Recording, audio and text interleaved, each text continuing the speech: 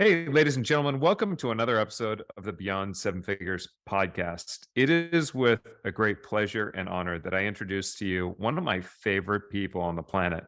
And I say that because not only is she a good friend, but when she walks into a room, she immediately lights up a room. When she's speaking on stage, she lights up an entire stage. Now, some may say she's got some sort of je ne sais quoi about her. I'm not sure. But whether or not it's just her energy or it's through intentionality, we're going to discuss that a little bit today because she practices what's known as empathy at scale. She has a very unique way of making everybody truly feel special and appreciated. She works with 7 and 8 figure business owners, pioneer of the work at home industry. She's created a lifestyle focused online business for over 21 years. She's the who's who and the go-to for so many of the top leaders in our planet. Anyway, Carrie Wilkerson, welcome to the show. Honest to God, I mean, you are such a special person at that I just can't stop. So, it's not actually just me. It's the impact you've made on so many people out there. And some people have it, other people wish they have it. For you, I just think it comes naturally. So I thank don't know you. about Thank you for that. the gift that you brought us all. You're welcome. You're welcome. And it's a joy to be interested in people. It's a joy to love people. It's an honor to be invited in their space and to be vested in them. And Honestly, what better investment is there than people? and that's exactly the magic that you bring when you say it's a joy to be interested in people. When we were out in Miami and we jumped in the elevator and you just started asking me questions about my family, like very detailed, specific questions that just immediately stopped me and go, "Oh my gosh, how did she remember, this stuff that's going on?" And then I get home and about 3 or 4 days later, I get this in the mail. And for those of you who aren't watching this but listening, it's a postcard with a photo of her and I, and it just simply talks about how it was great to connect and, that she's just honored to be part of the journey. And it was just really just a It's a killer nice photo, touch. though. You got to admit that's a really great photo. We've got this whole halo sunbeam formation Right? happening. It's a really good picture. But I mean, think about it. How many cards do you save, on your own? And here it is. This card was, so great and so special that, I saved it and it's sitting up there on my desk and it's pretty cool. I think names are important. I think details are important. And I think everybody loves the sound of their own name and loves when people know them. And so ever since I taught high school, really, and ever since my kids were little, I don't let people slide with things like, ugh, I'm crap at names or, ugh, I'm not good at remembering dates. My answer to that is we remember the things that are important to us. And so, therefore, if it's important to someone that we love or someone that we're interested in, it needs to be important to us too. My daughter, when she was 12, she gave me this deck of cards that she saw on Pinterest where you take a deck of cards and on every single card you write something you love about me. So for Mother's Day, she gave me this 52 deck of cards bound together and it says 52 things I love about you. And on every card, it's something different. A friend of mine said, I would love for you to kind of reverse engineer what's important. I would love for you to say, okay, in her 12-year-old brain, these are the things that are important to her. I would really love if you could like percentage it. So I did. And 80% of the cards were about how I know her. I love that you know. It was all about how I know her. And I think that's the human condition. People love to be known. And you're a great example of that You're because I right. made the comment like, kids, this is why it's important to be nice to the people that you're in school with. You never know when they're going to go next to your skin later. But I think that being known is a number one core value for most people. And so in business, where especially you and I in the circles that we travel in, people can be very transactional, can be very churn related, retention related, numbers, details, metrics related. Empathy is the number one metric. So I learned that maybe as a military kid because I was so new everywhere I went, nobody really knew me. So I found ways to know people more quickly and I knew how important it was. I am probably wired by nature to be empathetic. But when you say that comes naturally to you, I am going to push back a little bit and I'm going to say it's very intentional. I work very diligently on it. I make notes, I take lots of pictures, I write things in the calendar. I work very hard on remembering things. And because the human brain is so flawed at memory, I have notes, I have systems. I create it so that I can have empathy at scale is what, a colleague of ours called it. I wouldn't have known what to call it. I would have just said, I love people. I like to love people. I think it was Maya Angelou that said, "People will forget what you say, but they'll never forget how you make them feel." I love it. One thing that you mentioned, and remind me of a story from many years ago where I was invited into this conference. And when I showed up to the conference, this was, very early on in my career. Then the MC of the group said, "Here's what we're going to do. We're going to do speed dating. And what's going to happen is at the end, I'm going to have you write down who are the 5 people that you would want to have as part of your organization." And so, because I was very early on in my career, I took a different approach and I sat there and I didn't say a single thing about myself. Instead, my objective was to be the first one to speak. And I just asked them, "What makes you the best?" And then at the end, when they tabulated the results, my name was the number one name out of the entire organization. Even the MC who invited me into that group read it and then looked back and was like, "Is there a mistake here?" Right. Who's this Like, guy? people spent the entire time talking about why they are the best. Yep. And people love to talk about themselves and they love for somebody to be interested in them. So I think maybe the first thing if you're listening and you're taking notes, don't do this while you're driving, but I would say a core belief I have is that we need to work harder at being interested in people and we Mm, need to work less hard at trying to be interesting. The other thing that your story reminds me of is we need to recognize that when you walk into a room like that, being intimidated is a choice. right. I don't get starstruck. I don't get intimidated. And it's not because I'm important. It's not because I'm qualified. It's just because we all started out the same way. And maybe part of my empathy also comes from the fact that I dealt with a lifelong weight battle. And so I dealt with body image and, those kind of things. So I would walk into a room and be intimidated and almost leave because of social anxiety. And then I would make an active choice. I would say, okay, I bet there's someone else in this room feeling as out of place as I do. I'm going to Right. find those people and help them feel like they belong. Wow. When you do that, it stops being about how you're feeling and your sensitivity and your inadequacies. You're just saying, okay, who can I find here and help them belong? Who can I find here and help them be comfortable? And when you shift that focus, you feel better. And guess what? They do too. It is not about us, it's about the people around us. Sure. It's funny that little bit of intimidation, right? The last time I was intimidated actually was when I interviewed my chief of staff. We had about 132 applicants. It came down to 3 that were placed in front of me. 2 of them exceptionally brilliant. I almost hired on the spot. The third one intimidated me. And he intimidated me because he brought things up in the business that I knew I was not doing right. And I was like, "Oh, this is gonna be interesting. He's Mhm. gonna challenge me, and he might challenge my authority in front of the team." And then I'm like, "You know what? This is the guy I need to hire." Leadership. Yep.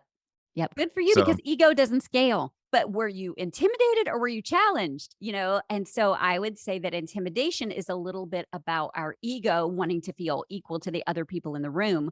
Whereas I've been kind of an enigma for almost 25 years. Like I didn't care about ego. Like I've been true to who I am the whole time, yeah, but I have loved them and cared about their personal things as well as their business stuff. So I think part of empathy at scale comes from recognizing that we're just humans in the belly of the boat trying to get from one place to another place. And we can leverage each other for survival or cling to each other for survival, or figure out how to make the boat go faster. I mean, sure. humans are humans. Yeah. So I think in business, when you love the people that you work with and you love the people that you serve in different ways. Now, does it mean you're going to be super attached to every single client you have in a big organization? No, no.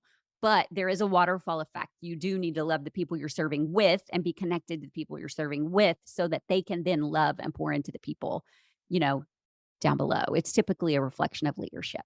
And the same principles that you're sharing right now also apply to sales.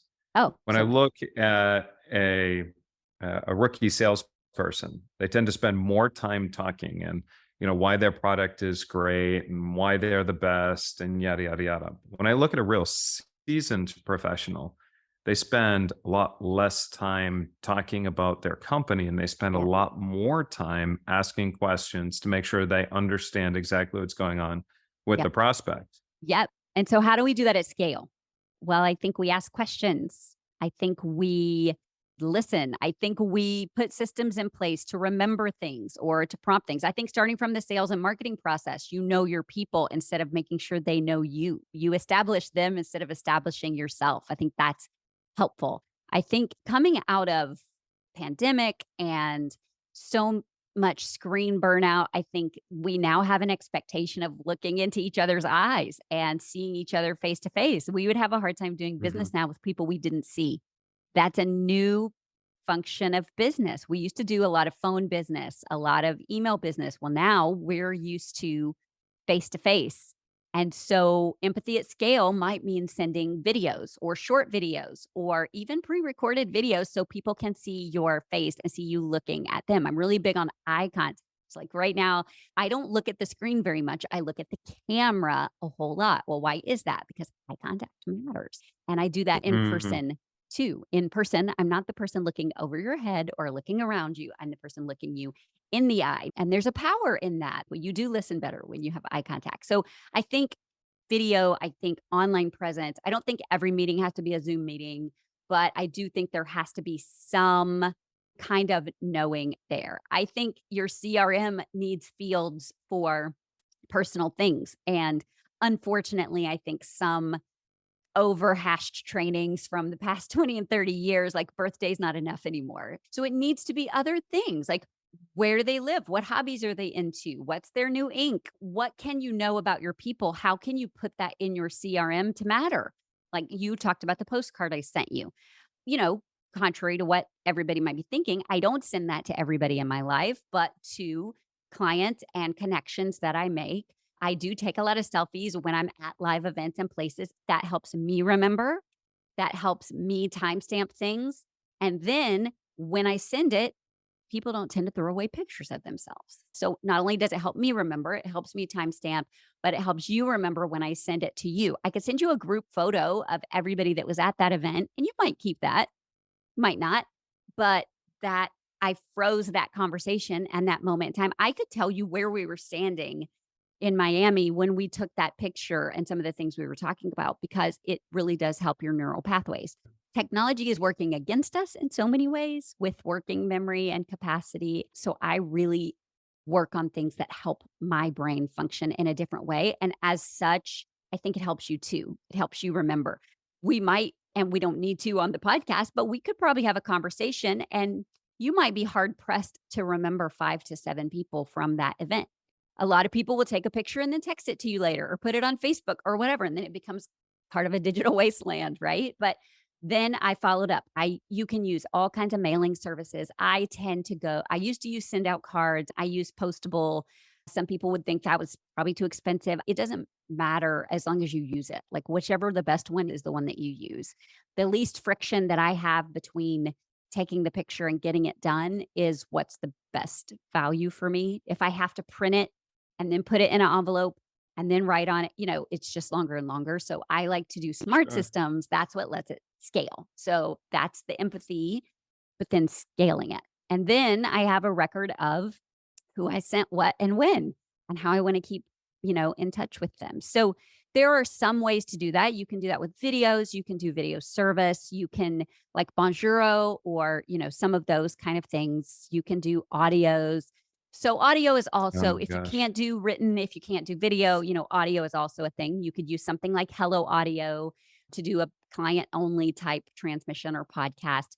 But I think what's important to do is the extra touch. People want to be seen, heard, and recommended. My connections in business aren't an accident. I'm very intentional about connecting people to other people, even when it doesn't benefit me. I'm not hoarding those connections or, it's not Fight Club, right? So Those are just a couple of really practical and tactical ways that I scale empathy and do what I do. When you mention eye contact, a lot of people think that they have eye contact, but what they're really doing is they're looking at other places on a Yeah. face than actually not looking directly into somebody's eyes. The next time for our listeners that you are talking with somebody, I want you to actually look at their pupil and you will see there will be an instant connection. There will be an emotional, just like Mhm. spark that happens immediately when you connect pupil to pupil. Yep. And there's a big, big difference between eye contact, meaning you're looking around the eyes, but not in the eye, and then looking at somebody pupil to pupil. Yeah. It's magical. And you can't look at both eyes at the same time. Here's a pro tip, you guys. You can only look at one. So don't try to look at both or your eyes dart back and forth, and that makes you look shifty. So don't do that. One eye, pick one eye and look at their one eye. It's the difference in looking at somebody and looking into someone. And it can be Yeah, intimidating. It can be uncomfortable. But I tell you what, it's really a different kind of knowing and it's really a different kind of being seen. But I'll challenge you to start that with your cameras. Start it with your cameras, start it with the videos that you shoot. It really makes a big difference and people feel more seen and connected. It's just, I don't know if it's NLP. I've never studied NLP or any of those psychological things, but I just know how it makes me sure. feel when somebody makes eye contact. And for that moment, they need to be your favorite person. My favorite person in conversation is the one I've got eyes on at the moment. And I want people to feel that I'm there and present. Sure. A good exercise for anybody who is wondering the power of eye contact is I would encourage you to grab whoever it is, say nothing, but just stare in each other's eyes for 2 minutes and just stare at each other, just look deep in their eyes. And I can't tell you how many times I just looked at this person, and all of a sudden tears would just start rolling down my face because I feel like I knew them like all the way down into their soul. I Mhm. could feel their worries, their pains, their concerns. And it was like, it was such an amazing bonding experience. There's just this, you can feel it emotionally. The moment you look at somebody in their pupils, there's just a spark that this connection that is really powerful. So I'm glad that you shared that tip. The other thing that you mentioned, you talked about birthdays being not quite as special anymore. And I see that birthdays and holidays, I either get the automatic computer generated card that says, happy birthday or happy holidays. And it was just computer generated in the mail. And so there was a little bit of, didn't feel as special as somebody who took the time to handwrite something. Mhm. And I know that I still get a lot of those automated emails and automated messages, so just for our listeners to be aware of. One thing that you do exceptionally well, Carrie, is those that are connected with you on social media. You are very, very good at not just hitting a like. Mm. You actually engage with people on social media. And why don't you talk to us a little bit about how you use social media as well to leverage empathy at scale? Yeah, and so I think just like anything else, you have to be really intentional about it. Otherwise, it sucks you into just being a time waste. And those are the two choices for social media. You can be intentional with it or it can be a time suck and not useful at all. So I will engage purposefully with people, whether they're people on my radar for client acquisition, whether they are current clients, or whether they're just people important to me. I will go and spend a really intentional 30 minutes of looking at who's posting what and what's important to them. If they're posting it, it's important to them. Now, I'll skip over business content unless I feel like it's relevant, people pitching and all that kind of thing. But when Charlie's getting his tattoo and it's important to him, I'm going to make a comment about it. And it does a couple of things. Number one, it lets him know I was there. It also lets my people know who I'm engaging with. I mean, it favors it in the algorithms. But the other thing is neural pathways. It helps me remember. If I just like it or heart it and keep going, there's no anchoring, there's no intentionality there. So I'll comment, which makes me take a minute longer, and then I go. And then again, when he comes back later and he sees it and he comments, it cements again. So why do I have a good memory? Well, it's because I have memory triggers. It's a Yeah. very intentional things. So I want to comment on things that are important to people. And then those are things that I might then take a minute and go make a note in my client file. So I Mhm. wanted to remember. So Mm. that's empathy at scale is, and when I go through social media and you say, "Oh, I don't have time for that." That's BS. You do. It takes me the time that I allot it. So if I give it 30 minutes, it takes me Right. 30 minutes. I have my calendar open. I have, my social media open, and I go over here and say, the memorial service is on this day. The wedding is on Yeah. this day. The twins are due this day. And that doesn't take any time at all. Now, how long does that realistically take me? Maximum 2 minutes. So that's how I use social media. I use it for empathy and seeing people and knowing people. I don't use it to talk about myself or establish my own credibility. But at the same time, I think it was Mary Kay Ash that said, it doesn't take away from your candle to light other people's candle. You just make the room brighter. Right. So that's the Sure. goal. That's the goal. Like by reinforcing all those connections and pouring into those other businesses, it ultimately makes me stronger too. There's this saying that different is better than better. Mm, And, you're talking about empathy at scale. And while some people practice some element of empathy, they don't make it an important part of their life. mhm. It's just if they happen to remember, then they'll reach out and do something special, or just, it's, they don't take it as seriously as you. But, and that I say that because your approach is so different, and being so different, it's so memorable and it's impactful.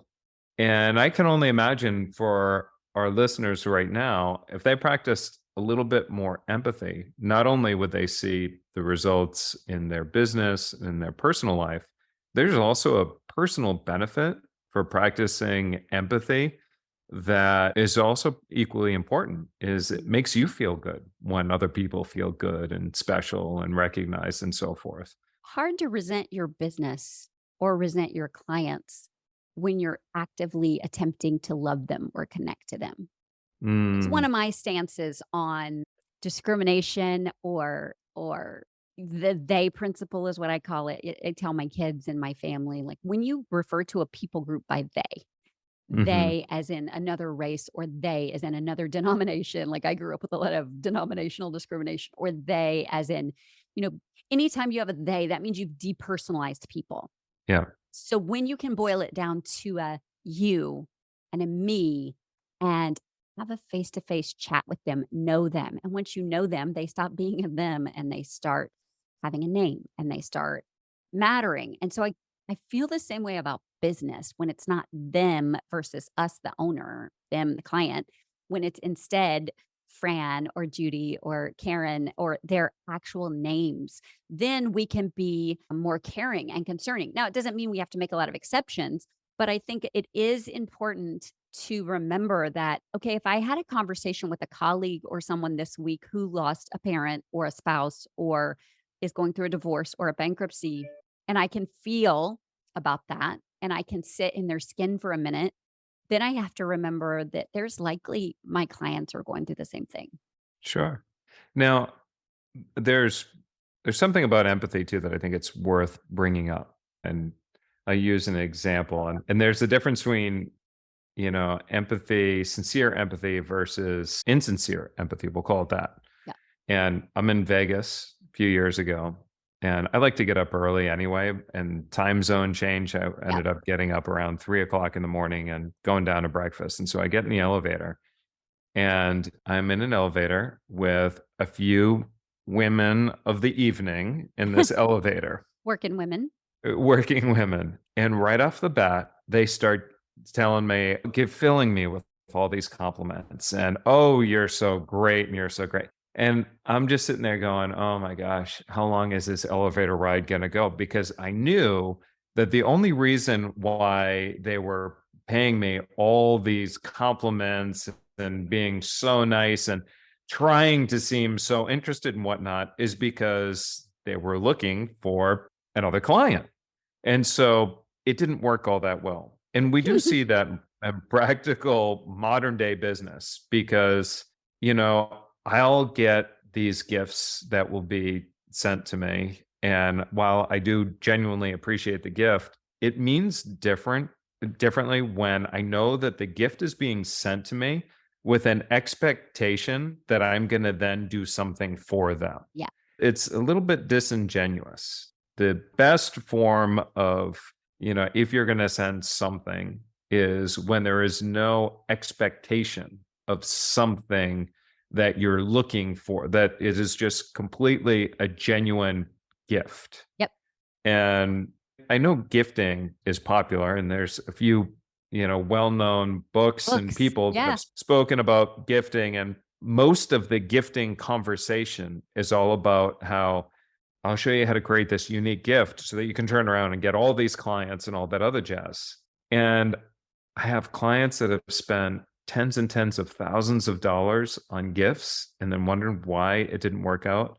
Talk to me about gifting when it comes to empathy, the right way, the wrong way, and let's go from there. Yeah, I think that anytime you turn it into a science, you lose. Marketers ruin everything. They turn social media into client acquisition instead of social connection. And Mhm. can you get clients because of social connection? Yes, absolutely. But when you go there with the intent of that, it's kind of gross. Like, can you meet somebody really great at church to date? Yeah, but please don't go to church in order to meet somebody to date. Like there's a Mhm. whole different Right. intent. Gift because you want to gift someone because you think it's going to delight them or you want to thank them instead of, hey, what am I going to get out of? I am a gifter. I love to gift. It's very much one of my expressive love languages. I'm not great at receiving, incidentally, but I am generous to a fault and I love it. But I like to do unique gifts or make sure things are specific to them or meaningful to them or come at a good time. I laugh every year when I get boxes and boxes and boxes of alcohol and bottles because I don't drink. And so when you send me that, it means you don't know me. It means you Mm. haven't paid attention when we've gone out. Now, am I opposed to drinking? No, I don't care what anybody else drinks. But when you do that, it's almost worse than if you hadn't sent anything at all.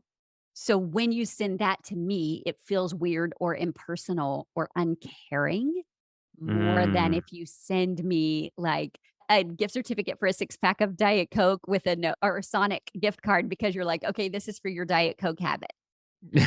A $200 bottle of wine versus a $20 Sonic gift card that shows, I either like Diet Coke or that I take my dad for strawberry milkshakes once a week.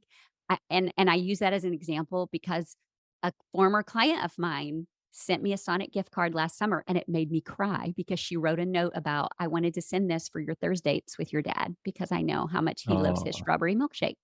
Like, what in the world? Whereas I have other people that'll send me the crate of whiskey or whatever, and I'm like, "Thank you," you know? But which one made me yeah. feel seen or heard or known, and which one am I more likely to connect back with? Mhm. You sent a gift to Lily and I because we had talked about something, and you sent a thank you gift, and you said, "Enjoy this with your littlest," as you guys are enjoying. I think it was because Eddie was Mhm. going out of town. Anyway, so it was an Uber Eats gift card. So I think people can smell your intent and people are onto you. And will it still work sometimes? Yes, but also dating is a numbers game too. But people are more touched by intentional gifting and intentional connection. And even if that just means I love Sugar Wish and drinkable gifts and some of those box gift services, but Yeah. but I either make it where you can pick your own or personalize it some way so that it just shows I'm not being a gift mill. But again, it's the intent. Do you want somebody to feel special or do you want them to feel obligated? Ooh, yeah, that's Mhm. probably the bottom line. If you're trying to activate reciprocity, then I would say let's work a little harder on our empathy and our knowing people. Got it. Now I know we're pushing up against the clock, and I want to be respectful of your time. This is the Beyond Seven Figures podcast. So, what would you say is your biggest, best tip for anybody wanting to take their business beyond seven figures? Hmm. I would say you have to know why. Is it an arbitrary number? Why does it matter? One of my books is called in the new trilogy is called Make It Matter.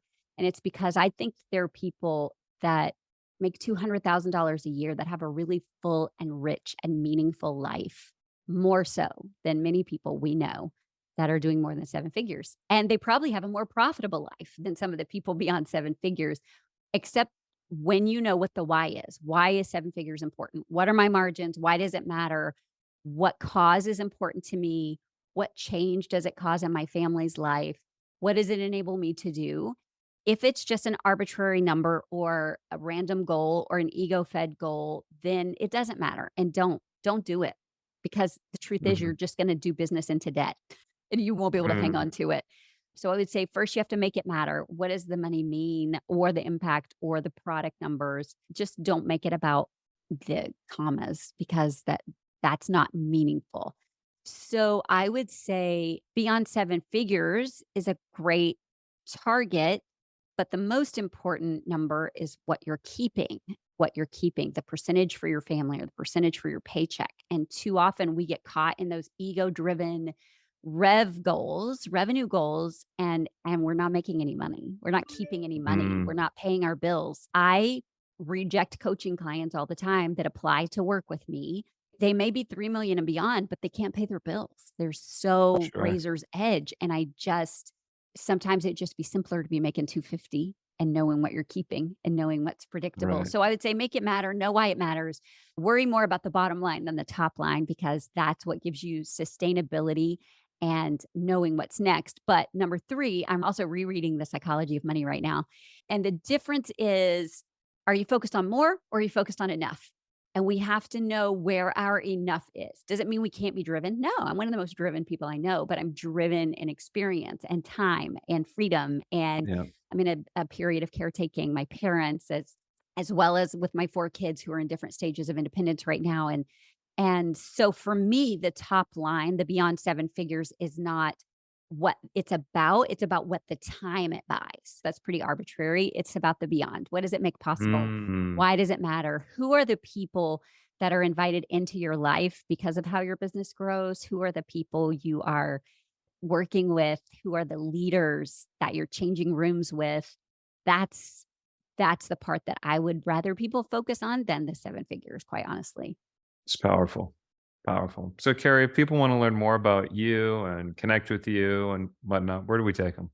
Yeah, so I spell my first name same way Stephen King does. Thanks, Stephen. So Carrie Wilkerson, that is my handle on every social media, Facebook, Twitter. I'm not on Twitter much lately, but Facebook, Twitter, Instagram, YouTube, all of that. Just Google Carrie Wilkerson. You can find me. You can jump into some of the freebies that I have online, and that's where I am. Not hard to find, not hard to stay in touch with.